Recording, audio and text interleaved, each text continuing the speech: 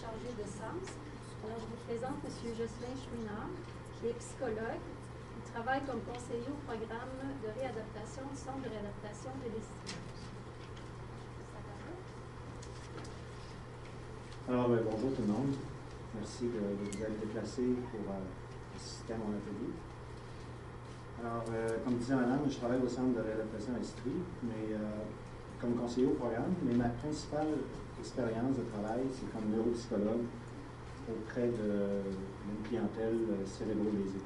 Alors, j'ai travaillé pendant plus de 25 ans auprès de jeunes adultes qui ont subi des traumatismes crânio-cérébral à la suite d'accidents de la route ou du travail. Alors, ma présentation d'aujourd'hui porte sur la dimension sens de la vie. Et je dirais que c'est auprès de cette clientèle de jeunes adultes que j'ai pris conscience pour la première fois de l'importance de cette dimension en réadaptation.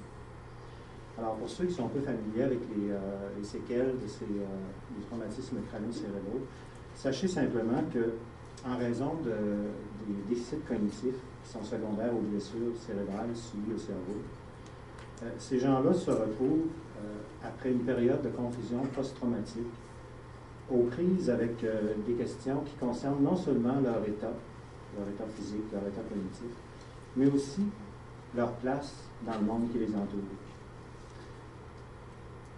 La question « Qu'est-ce qui m'arrive ?» c'est peut-être la question que j'ai entendue le plus souvent dans ma carrière au début de la réadaptation de ces gens-là. Et un peu plus tard, des questions comme « Pourquoi ça m'arrive à moi?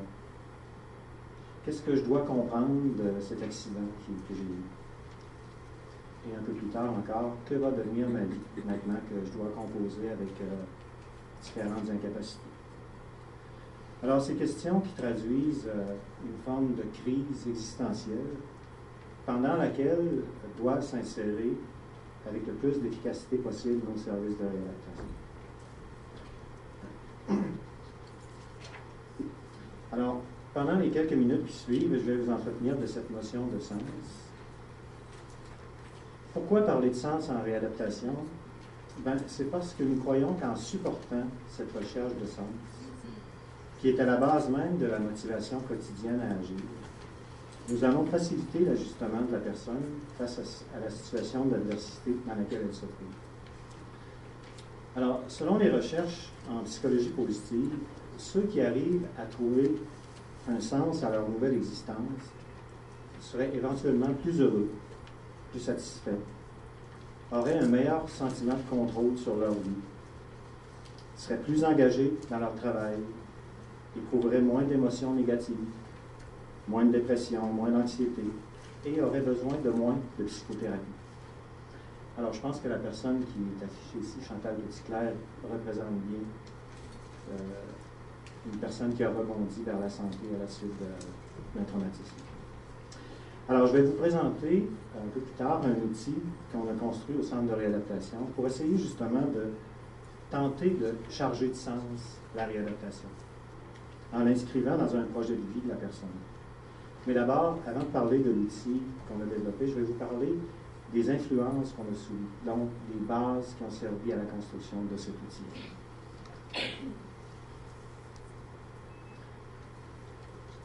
Les ergothérapeutes dans la salle vont reconnaître ce dessin-là. En général, notre identité personnelle, la vôtre comme la mienne, s'est tissée au fur et à mesure de nos réalisations, en particulier de notre travail qui représente notre occupation principale dans nos sociétés. Alors, même si on n'en est pas pleinement conscient, on s'engage dans un projet de vie et on pose au jour le jour des actions qui sont significatives et cohérentes avec une recherche de sens à notre existence. Alors, nos occupations nous permettent à la fois de construire et d'exprimer notre identité personnelle et aussi de développer un sentiment d'appartenance à la société. Je vous apprends rien en vous disant ça. Alors, les ergothérapeutes ont beaucoup réfléchi à l'occupation humaine et ont placé tout au centre de leur modèle de l'occupation humaine la dimension spirituelle que j'ai encerclée de rouge. Et la spiritualité, dans son sens séculier pour les ergothérapeutes, c'est justement tout ce qui donne du sens à la vie. tout ce qui donne de la valeur et de la profondeur à nos pensées, à nos actions, à nos relations. Et cette spiritualité peut s'exprimer soit dans des actions comme la prière ou encore des rites religieux, ou plus simplement dans des activités concrètes comme le travail, les loisirs, l'art, le contact avec la nature. Alors, selon les recherches consultées, lorsque cette spiritualité s'exprime dans une occupation significative, on dit qu'elle devient un important facteur déterminant de la santé.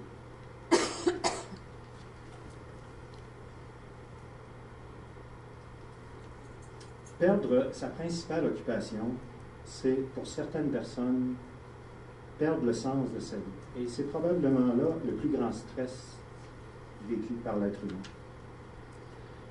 Personne ne peut tolérer que sa vie devienne dénuée de sens du jour au lendemain, comme à la suite d'un accident ou la perte d'un être cher. Pour l'être humain, l'absurde est intolérable. Et même dans des circonstances extrêmes, on va le voir un petit peu plus tard, l'être humain s'efforcera toujours de trouver un sens, à défaut de quoi il se désengage. C'est la détresse, l'abandon qui peut même aller jusqu'au suicide. Alors, sans se retrouver nécessairement dans des situations aussi dramatiques, les personnes qui font face à des incapacités sévères, font voie en réadaptation, sont souvent obligées de réduire ou même d'abandonner complètement leurs occupations principales et même certains de leurs rôles.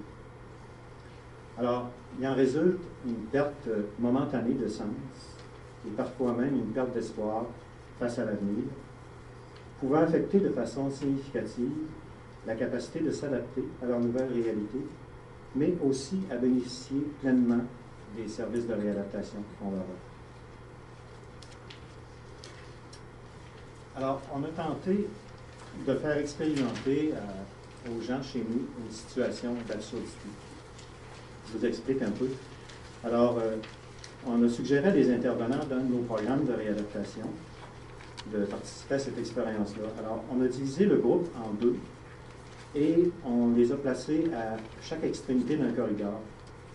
Et on a demandé à chaque personne des deux groupes de transporter des briques, une à une, pendant plusieurs minutes, en silence, en se déplaçant d'un bout à l'autre du corridor.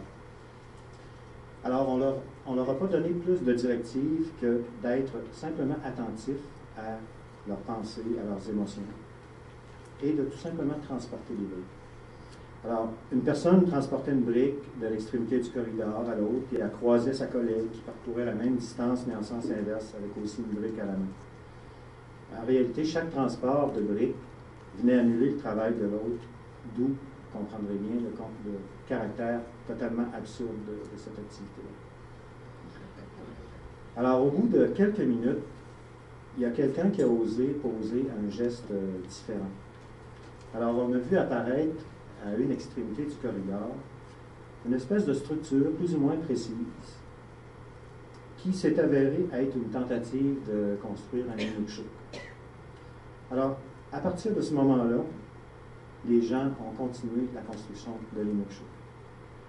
Et lorsqu'on les a questionnés par après sur leur expérience, les intervenants ont dit dès le départ qu'ils cherchaient à faire du sens de cette activité-là. Qu'est-ce que ça peut bien signifier? Pourquoi il nous fait faire ça? Alors, dès le départ. Et lorsqu'est apparu l'indice de l'inukshuk, ils se sont tout de suite mis à construire sur cet inukshuk.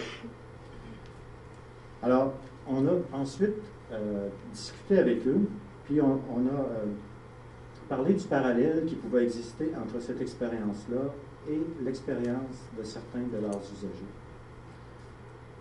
Faire du sens non seulement de ce qui leur arrive, suite à l'accident, comme je vous disais, ou encore un diagnostic, mais faire du sens aussi des interventions qu'on leur propose en réadaptation, qui sont parfois morcelées et qui vont justement, dans le cas des traumatisés crânio-cérébraux, dans le sens de leur déficit. On sait que les gens qui ont un TCC modéré sévère ont tendance justement à morceler la réalité. Alors, on ne se rend pas compte, mais en leur proposant des activités qui semblent plus ou moins liées l'une à l'autre, on va exactement dans le sens de leur déficit, alors on ne leur facilite pas la tâche. Alors, ça peut facilement devenir pour eux absurde, justement. Peut-être pas aussi absurde que le transport de briques, là, mais vous comprenez ce que je veux dire. Alors, le psychiatre, là, je vous parle des influences qu'on a, des gens qui nous ont influencés dans la construction de l'outil. Le psychiatre Viktor Frankl, que peut-être certains d'entre vous connaissent, s'est beaucoup intéressé à cette notion de sens, élaborant toute son approche thérapeutique autour de la quête de sens.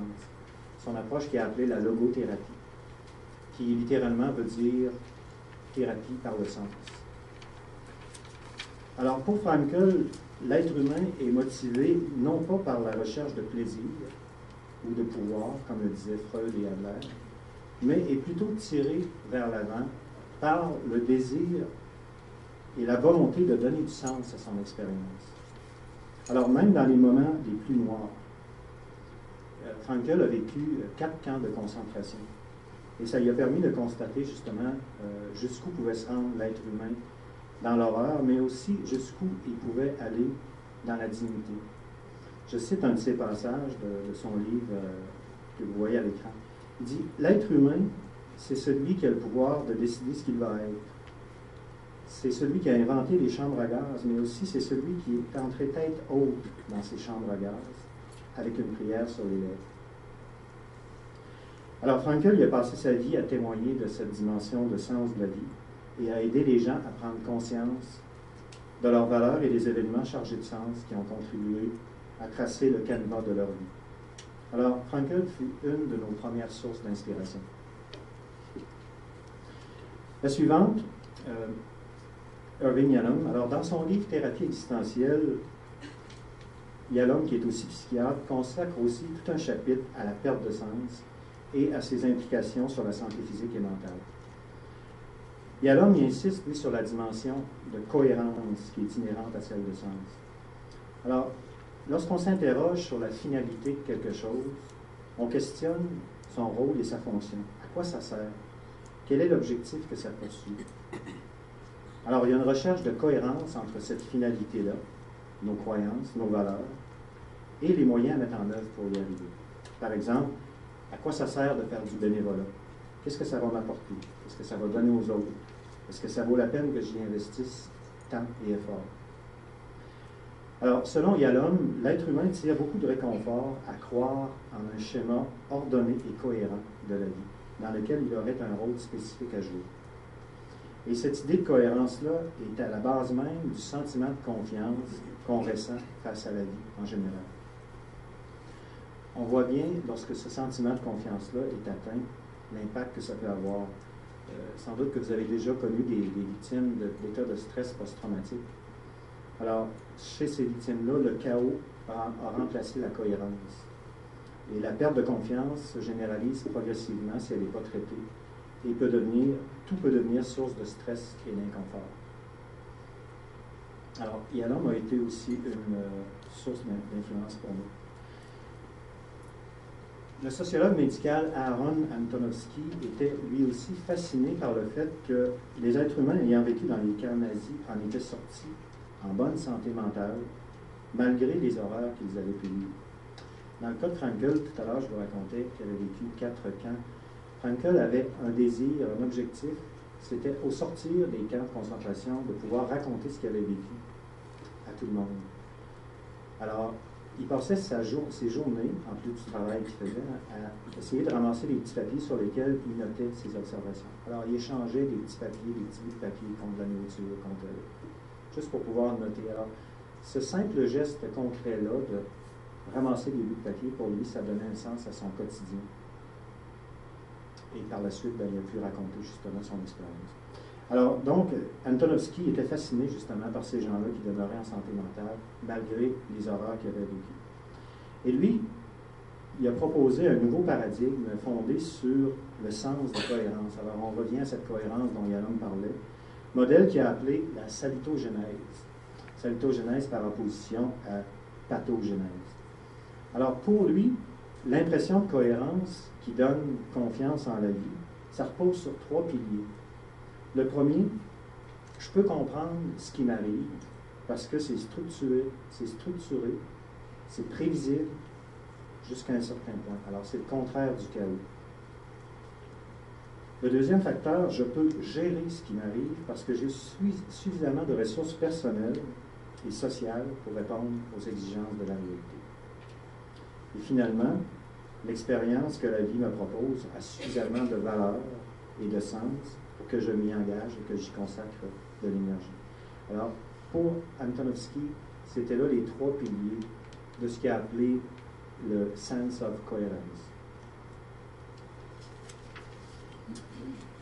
Une autre influence, Gillian King, qui est ergothérapeute avec ses collaboratrices, eux aussi se sont intéressés à la dimension de sens de l'existence, puis elles en ont même fait un des principaux facteurs de résilience. Alors, les gens résilients, dit-elle, ont un but dans la vie. Et en créant du sens dans leur vie tous les jours, ils tissent une trame cohérente en établissant des liens entre leur présent et leur passé et ce que pourrait devenir leur futur. Alors, on retrouve encore une fois cette idée de cohérence. À partir de l'expérience d'une quinzaine de personnes qui, malgré de lourds handicaps, avaient réussi à vivre une vie riche et satisfaisante, King a proposé un modèle permettant de comprendre comment s'élabore la notion de sens à travers les expériences de vie. Ces expériences qu'elle appelle les turning points. Alors, selon King, le sens se construit d'abord à partir du faire. Donc, l'être humain a besoin de réaliser son potentiel à travers des activités concrètes pour que chaque jour de sa vie ait un sens. Le faire va s'enrichir de l'appartenance à une communauté. Donc, faire partie d'un groupe, tisser des liens avec autrui, contribuer à un projet commun. Alors, la vie n'a de sens que si elle est partagée avec d'autres êtres humains. Enfin, le sens s'élabore à partir du comprendre. D'où l'importance de comprendre une étape cognitive, d'où l'importance de réfléchir à ce qui nous arrive, de prendre du recul dans une perspective de trajectoire de vie. Alors, les travaux de King nous ont aussi influencés. Et elle utilise une belle métaphore pour illustrer cette dimension de sens. La vie, dit-elle, c'est comme une tapisserie. Et les points d'intersection des fils représentent nos expériences de vie. Et la quête de sens, ça équivaut à tenter de saisir le motif de cette tapisserie-là. Mais parce que nos vies sont intimement liées au monde qui nous entoure, ça devient très difficile pour certaines personnes d'y arriver, sans prendre un certain recul. Alors, le récit de vie, c'est là qu'elle aborde cette notion-là, le récit de vie nous donne l'occasion de prendre cette distance nécessaire. Donc, se raconter, ça oblige à prendre du recul et ça permet de voir le lien qui peut exister entre le passé et le présent. Ça permet de communiquer une explication cohérente de sa vie et voir d'en dégager du sens et peut-être même d'envisager de poursuivre ce sens dans de futurs projets. À nouveau, la notion de cohérence qui revient. Enfin, la dernière influence vient d'une anthropologue qui s'appelle Cheryl Mattingley. Mattingley ajoute que se raconter, ça donne à l'individu qui vit des problèmes de santé l'occasion de créer de la cohérence là où la maladie n'avait engendré que confusion et chaos. En reconstituant et organisant son parcours de vie, la personne prend position au centre de sa propre histoire, ce qui lui donne l'opportunité de mettre en lumière les valeurs qui l'animent, ses perceptions, ses croyances, ses forces, de même que les liens qui peuvent exister entre son passé et le présent. Et en plus du sens, le récit permet de mettre en évidence une espèce de sentiment de continuité dans la vie, sur lequel la personne peut s'appuyer pour régler sa vie quotidienne et interpréter ses nouvelles expériences. Et, fait non négligeable, le récit apporte aux thérapeutes des connaissances qui ne sont pas toujours accessibles à l'aide des moyens d'évaluation clinique conventionnels. Alors, certains éléments clés de l'histoire de vie peuvent être réutilisés en thérapie, dans les plans d'intervention, pour inciter les usagers à s'engager dans des occupations significatives. Alors, j'en arrive maintenant à vous parler de l'outil qu'on a créé pour donner justement à l'usager cette occasion de se raconter. Alors, l'outil qu'on a appelé le fil d'Ariane est construit dans une perspective résolument positive et s'inscrit dans le courant de la psychologie positive. Je ne sais pas si vous connaissez ce courant-là de la psychologie, c'est relativement nouveau, ça n'a pas plus que de 20 ans. Et ça n'a rien à voir, en passant, avec les contenus des livres comme Le Secret, là, qui se réclament aussi de... Alors, c'est vraiment un courant qui cherche à comprendre, non pas les facteurs de risque qui conduisent à l'inadaptation, mais les facteurs de protection qui permettent aux gens de traverser les épreuves. Alors, le regard est résolument axé sur ce qu'il appelle les facteurs de protection. À titre d'exemple, lorsqu'il y a eu l'attaque des tours jumelles à New York, tout le monde, toute la communauté médicale s'attendait à avoir un raz-de-marée de gens qui auraient des états de stress post-traumatique, ce qui ne s'est pas du tout avéré. La norme a été plutôt la résilience. Donc, les gens sont passés à travers ce traumatisme-là en étant résilients. Alors, ces chercheurs-là ont commencé à s'intéresser à ces gens-là et ont commencé à cerner justement les facteurs de protection qui leur avaient permis de traverser cette période d'adversité. Alors, notre travail s'inscrit dans ce courant-là de la psychologie positive. Si ça vous intéresse, j'ai des références à la fin là, qui en traitent. Alors, dans le fil d'Ariane, la notion de regard de l'autre est capitale. Comme le mentionnent Albert Jacquard et Boris Cyrulnik, le regard de l'autre, ça peut permettre à la personne de se construire, de se reconstruire, voire même de rebondir vers l'adaptation. Alors, Jacquard, il dit, la personne se construit au foyer du regard des autres. Tandis que Cyrulnik dit, la résilience, c'est le résultat de l'interaction du regard que je porte sur moi-même et du regard que l'autre porte sur moi. Donc, c'est le résultat d'une interaction. Alors, voici la représentation graphique du fil d'Ariane.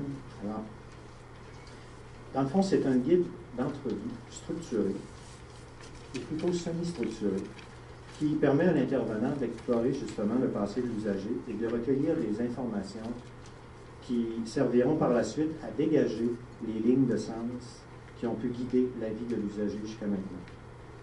Alors, le fil d'Ariane est divisé en 7 thématiques. Ici, il y en a juste 6, là, parce qu'il y en a une 7e qui a été rajoutée. Et il est illustré sur des planches 8,5 par 11. Et l'illustratrice, qui est une de mes collègues, a choisi de faire des illustrations avec une approche naïve. Et ça nous a beaucoup séduit. On se demandait qu'est-ce qu'elle nous produirait comme illustration. Et ça a été son choix de faire des dessins naïfs. Alors, chacun des thèmes est accompagné de plusieurs questions que l'intervenant utilise pour faire émerger la narration. Alors, l'intervenant invite la personne à aborder les thèmes dans l'ordre de son choix, en faisant au besoin des retours en arrière là, pour compléter une information. Comme je vous disais, comme le fil d'Ariane, sa perspective est résolument positive, l'intervenant est, dans la mesure du possible, c'est préférable de ne pas laisser la personne glisser sur des aspects négatifs de ses expériences, mais de toujours la ramener aux facteurs positifs qui l'ont aidé soit à surmonter le défi.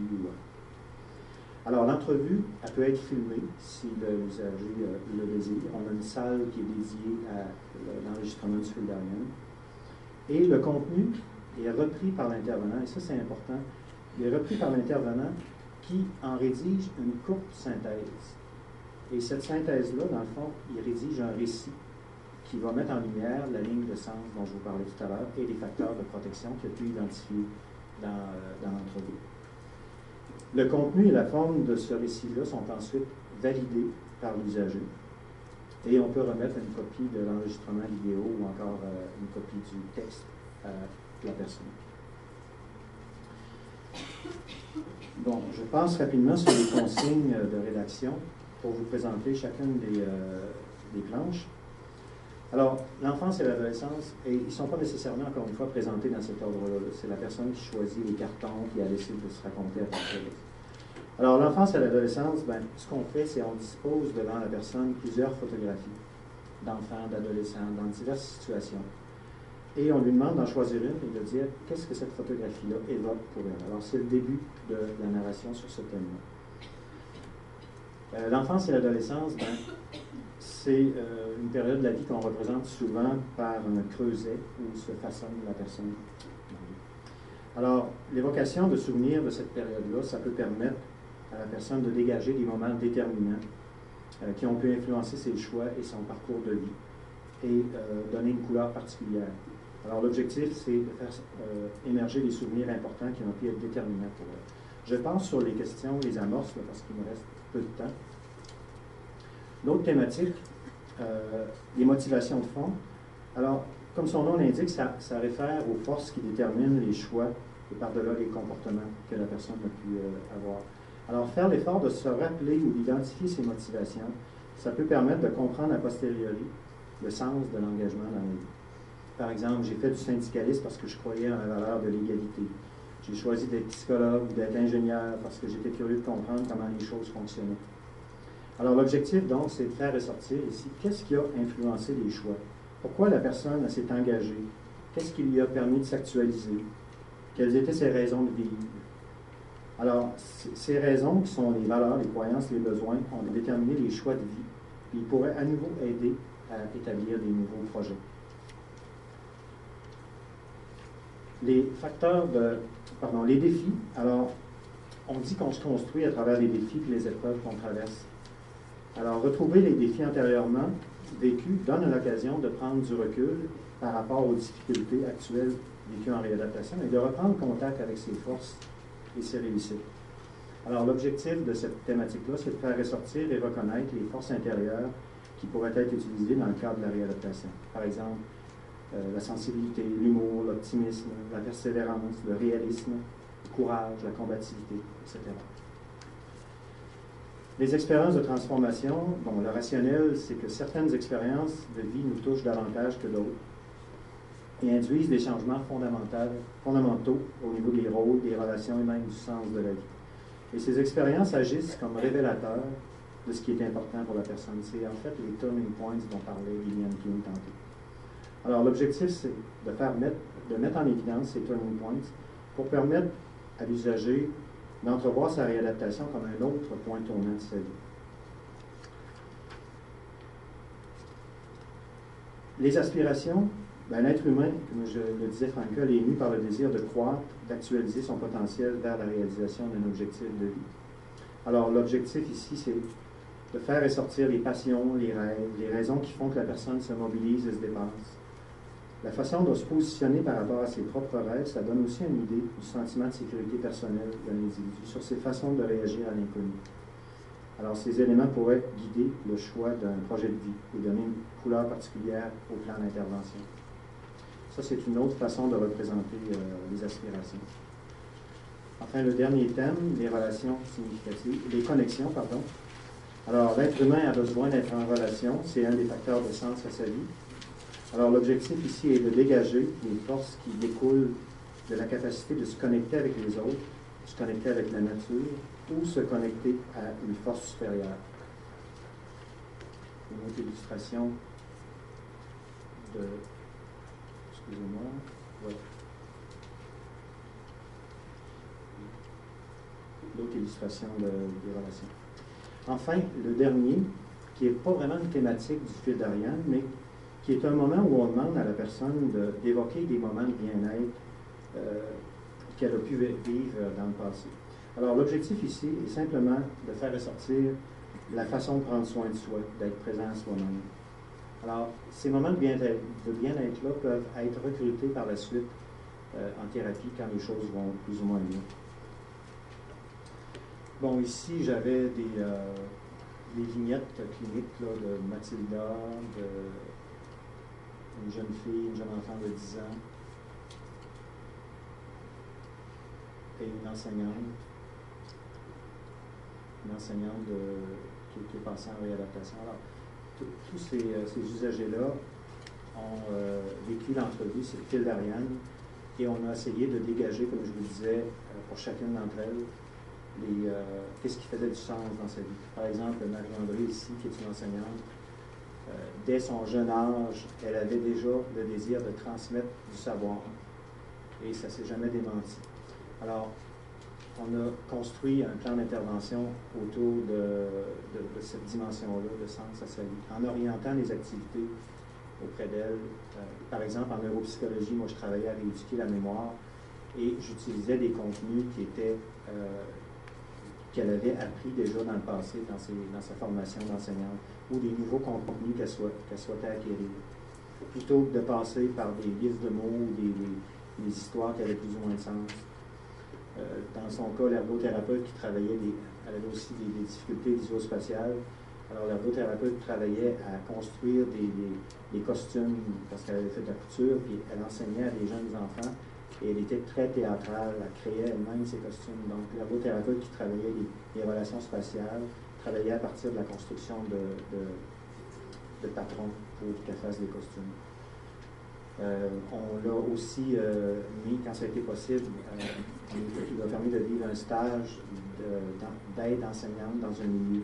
Elle n'a jamais retourné à l'enseignement, mais plusieurs années après, j'ai appris qu'elle avait continué de faire carrière comme